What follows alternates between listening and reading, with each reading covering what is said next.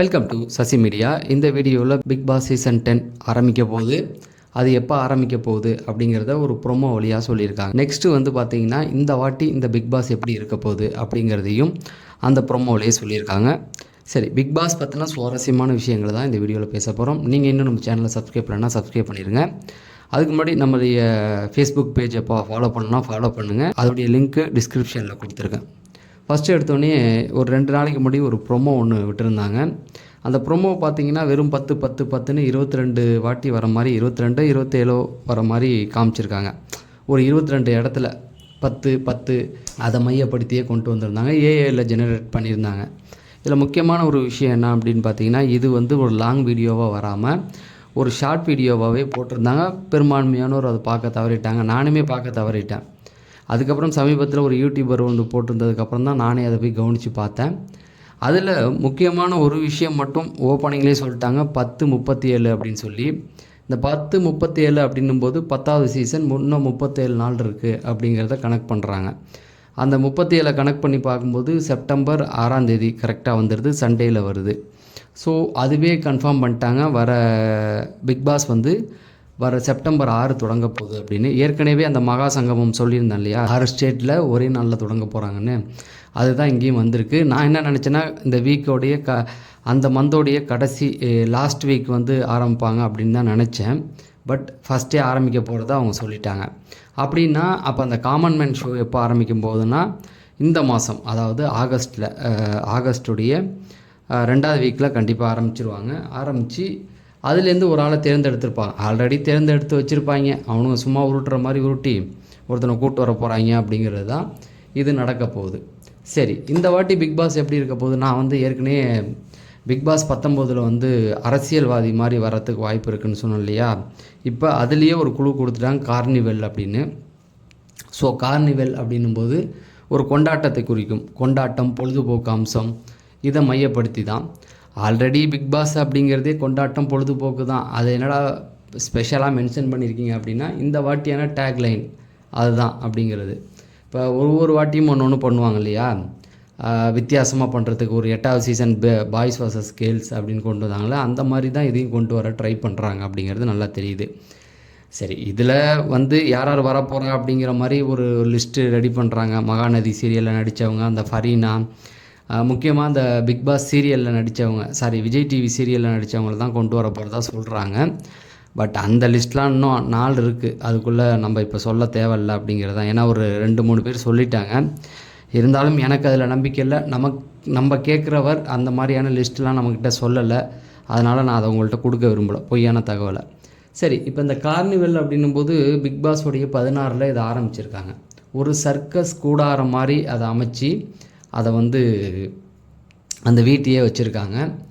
அந்த சர்க்கஸ் கூடாரம் அப்படின்னும்போது எல்லாமே சர்க்கஸை மையப்படுத்தி இருக்குது. கிச்சனில் ஆரம்பித்து டைனிங் ஹாலு, பெட்ரூமு, இப்படி எல்லாமே.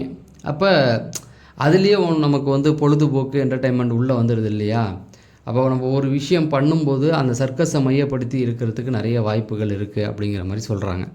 இதில் அந்த 16வது ஹிந்தி பிக் பாஸில் அந்த கார்னிவலில் மையப்படுத்தி தான் பண்ணியிருக்காங்க. அதில் 4 பெட்ரூம் இருக்குது, 4 வகையான பெட்ரூம் இருந்தது அப்படிங்கிற மாதிரி சொல்கிறாங்க. இப்போ போன வாட்டி பார்த்திங்கன்னா 2 வகையான பெட்ரூம் வச்சுருந்தாங்க. ப்ரைம், நார்மல் அப்படின்னு சொல்லி வச்சுருந்தாங்க இல்லையா. இப்போ அடுத்து வரப்போது 2 வகையான பெட்ரூம் 2 இருந்தது. இப்போ சீசன் 10ல் 4 வகையாக இருக்க போகுது அப்படின்னு. அந்த 4 வகையும் 4 வகையான கேட்டகரியாக பிரித்ததாக சொல்கிறாங்க. ஸோ அதுதான் அந்த சீசனில். ஆனால் அது சக்ஸஸ், ஹிந்தியில் எல்லாமே சக்ஸஸ் தான். ஆனால் அது வந்து நல்ல அங்கே வர ஆட்கள் அப்படி இருப்பாங்க, எல்லாம் ஃபயராக இருப்பானுங்க. வரவன் 17-20 பேர் வந்தானா 20 பேருக்குமே ஒரு பிஆர் டீம் வெளியில் வச்சுட்டு வந்திருப்பான். அதை வந்து வச்சுட்டு வரலன்னா அவன் அடுத்த வாரமே வெளில போயிடுவான் அப்படிங்கிறது தான். அதை வந்து வெளிப்படையாக சொல்லிக்குவாங்க, இந்த பிஆர் டீம் தான் நாங்கள் வச்சுருக்கோம் அப்படின்னு சொல்லி. ஸோ இங்கேயும் அப்படி தான், எல்லோரும் வச்சுட்டு தான் வரானுங்க. ஆனால் நம்மக்கிட்ட சொல்ல மாட்றாங்க. இப்போ கேம் எப்படி போயிட்டுருக்குன்னா, வீட்டுக்குள்ளே விளாட்றவனுக்கு கேம் கிடையாது, வெளியில் எந்த பிஆர் டீம் ஒழுங்காக வேலை பார்க்குறாங்க அப்படிங்கிற அளவுக்கு போயாச்சு. அதனால் ஆட்கள் வந்து எப்படி இந்த வாட்டி செலக்ட்னா சீரியல் ஆர்டிஸ்ட்டு தான் கொண்டு வர போகிறதா சொல்கிறாங்க. இப்படி வச்சு தான் 8வது சீசன் மொத்தமாக முடிச்சு விட்டாங்க. இந்த வாட்டி எப்படி இருக்க போகுதுன்னு தெரில.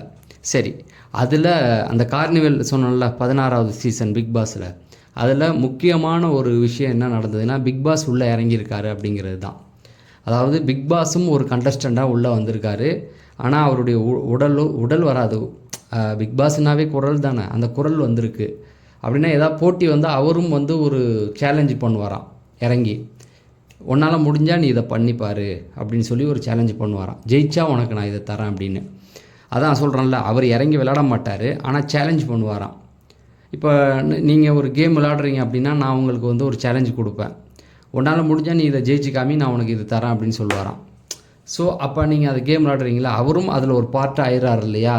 அந்த மாதிரி இதுவரைக்கும் ஹிந்தியிலேயே அந்த ஒரு சீசனில் மட்டும்தான் இருந்தது. ஆனால் அது வேறு லெவல் சம்பவமாக இருந்ததான். முக்கியமான முடிவுகளை அது பல நேரங்களில் மாற்ற வச்சுருக்காரு பிக் பாஸ் அப்படின்ற மாதிரி சொல்லிகிட்டு இருக்காங்க.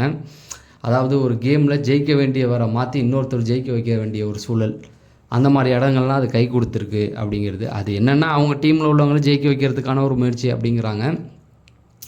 அதே போல் இந்த லீடர் தேர்ந்தெடுக்கிறது, அந்த மாதிரியான நிறைய விஷயங்கள் அவர் வந்து இறங்கி சேலஞ்ச் பண்ணியிருக்காராம்.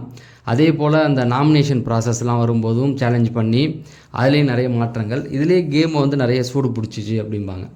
எங்கே சூடு பிடிக்கும் அப்படின்னு பார்த்தீங்கன்னா, நம்ம இந்த வாரம் ஒருத்தன் வெளில போகணும், அவனை நாமினேட் பண்ணணும்னு நினைக்கிற இடத்துல அவனை உள்ளே வைக்கும்போதே அங்கே ஆட்டம் சூடு பிடிச்சிரும். நம்ம அவனை எப்படா வெளில அனுப்புறதுக்குன்னு ஒரு போராட்டம் இங்கே வெளியிலேருந்து பண்ணிக்கிட்டு இருப்போம். அவனை உள்ளே வச்சே கேமை நவுத்துவானுங்க. அதுலேயே நம்ம பார்க்க மாட்டோன்ட்டு பார்க்க ஆரம்பிச்சிருவோம். ஸோ அதுதான் பிக் பாஸோடைய சக்ஸஸுக்கு காரணம். அந்த பல்ஸை கரெக்டாக அதை பிடிச்சி அந்த சீசன் வந்து பெரிய அளவில் சக்ஸஸ் ஆச்சு அப்படின்றாங்க. ஸோ அதை தான் இந்த வாட்டி ட்ரை பண்ண போகிறதா சொல்கிறாங்க. அதாவது 10வது சீசன் அப்படின்னும் பொழுது கொஞ்சம் அதில் என்டர்டெயின்மெண்ட் அதிகமாக இருக்கும் அப்படிங்கிற ஒன்று.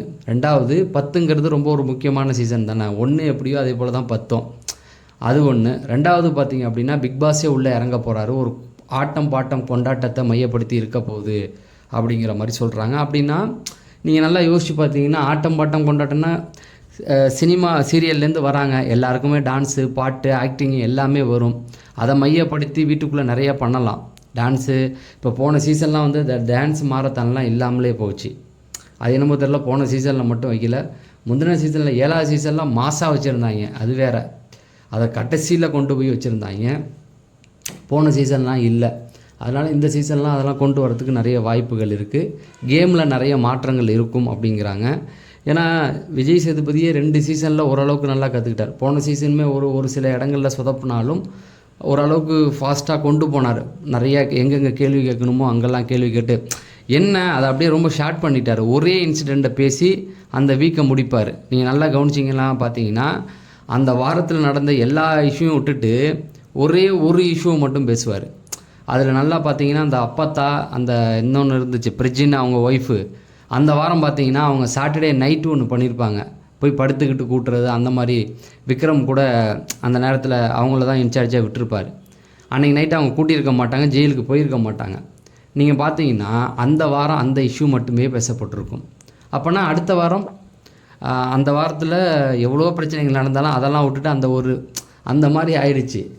ஸோ அதுவும் அந்த வாரத்தில் பார்க்க நமக்கு இன்ட்ரெஸ்டாக, மற்றதெல்லாம் விட்டுட்டு அதில் தானே நம்ம கவனம் ஃபோக்கஸ் பண்ணியிருப்போம். ஸோ அந்த மாதிரி தான் இருக்க போகுதுன்றாங்க. இன்னும் நிறைய அப்டேட்டுகள் வருது, நம்மளும் கேட்டு சொல்லிகிட்டே இருப்போம். அது தெரிஞ்சுக்க நீங்கள் முதல்ல நம்ம சேனலில் சப்ஸ்கிரைப் பண்ணணும். நிறைய பேர் சப்ஸ்கிரைப் பண்ணாமல் பார்க்குறீங்க. சப்ஸ்கிரைப் பண்ணிட்டு வீடியோ லைக் பண்ணுங்கள். அப்படியே கீழே நம்முடைய டிஸ்கிரிப்ஷனுக்கு போனீங்கன்னா நம்ம ஃபேஸ்புக் பேஜ் அதோடைய லிங்க்கும் கொடுத்துருக்கேன், அதையும் ஃபாலோ பண்ணுங்கள். நம்ம பிக் பாஸ் ஆரம்பித்தோடனே அதுலேயும் நிறைய அப்டேட்டுகள் கொடுப்போம், நிறைய கேள்விகள் நிறைய அப்டேட்டுகள் அதுலேயும் இருக்கும். அதனால் 2 பேஜுமே ஃபாலோ பண்ணிங்க அப்படிங்கிறத சொல்லி நான் விடைபெறேன். நன்றி, வணக்கம்.